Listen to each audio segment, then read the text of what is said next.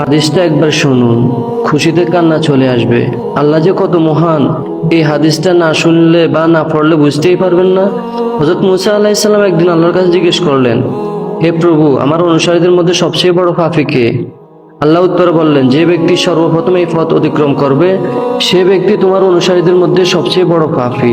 আল্লাহর কথা অনুযায়ী হযরত মুসা আলাইহিস সালাম বসে দেখলেন, কিছুক্ষণ পর দেখলেন এক ব্যক্তি ছোট একটা ছেলেকে কোলে করে পথ অতিক্রম করেছে। হযরত মুসা আলাইহিস সালাম বুঝে ফেললেন এই সেই বড় পাপী। হযরত মুসা আলাইহিস সালাম আল্লাহকে বললেন, হে প্রভু, এখন আমাকে সবচেয়ে বড় নেকিবান ব্যক্তিকে দেখান। আল্লাহ উত্তরে বললেন, সূর্য ডুবার সাথে সাথে যে লোকটি তোমার পূর্ব স্থান দিয়ে চলে যাবে সে হলো সবচেয়ে নেকিবান ব্যক্তি। হযরত মুসা আলাইহিস সালাম সূর্য ডুবার বেশ আগ থেকে বসে রইলেন।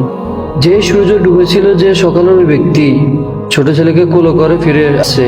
হযরত মুসা আলাইহিস সালাম হতভম্ব হয়ে আল্লাহকে জিজ্ঞেস করলেন, প্রভু, একই ব্যক্তি মহাপাপী, আবার একই ব্যক্তি কি করে নেকিবান হয়? আল্লাহ বললেন, হে মুসা, সকালে যখন এই ব্যক্তি ছেলেকে কোলে নিয়ে তোমাকে অতিক্রম করে জঙ্গলে প্রবেশ করলো, তখন কোলের ছেলেটি বাবাকে প্রশ্ন করেছিল, বাবা, এই জঙ্গল কত বড়? বাবা উত্তরে বলেছিল, অনেক বড়। ছেলে আবার প্রশ্ন করলো, বাবা, জঙ্গল থেকে কি বড় কিছু আছে? তখন বাবা বলল, হ্যাঁ বাবা, ওই পাহাড়গুলো জঙ্গল থেকে অনেক বড়। ছেলে পুনরায় প্রশ্ন করলো, পাহাড় থেকে কি বড় কিছু আছে? বাবা বলল, আছে। ওই যে আকাশ দেখতেছো, আকাশ পাহাড় থেকে অনেক বড়। ছেলে আবার প্রশ্ন করলো, আকাশ থেকে কি বড় কিছু আছে?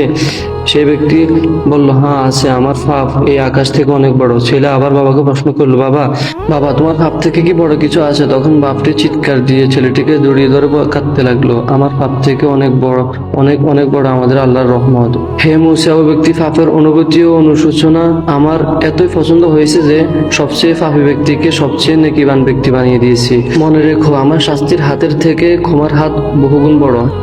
হে আল্লাহ, আপনি আমাদের সকলকে পিছনের গুনাহসমূহ মাফ করে সামনের দিনগুলোতে সচ্ছল চলার তৌফিক দান করুন, আমিন। রাসূল সাল্লাল্লাহু আলাইহি সাল্লাম বলেন, আল্লাহ ওই ব্যক্তির চেহারা উজ্জ্বল করে দেন যে ব্যক্তি আমার কোনো হাদিস শুনছে অতঃপর অন্যের কাছে পৌঁছে দিয়েছে। আবু দাউদ 515।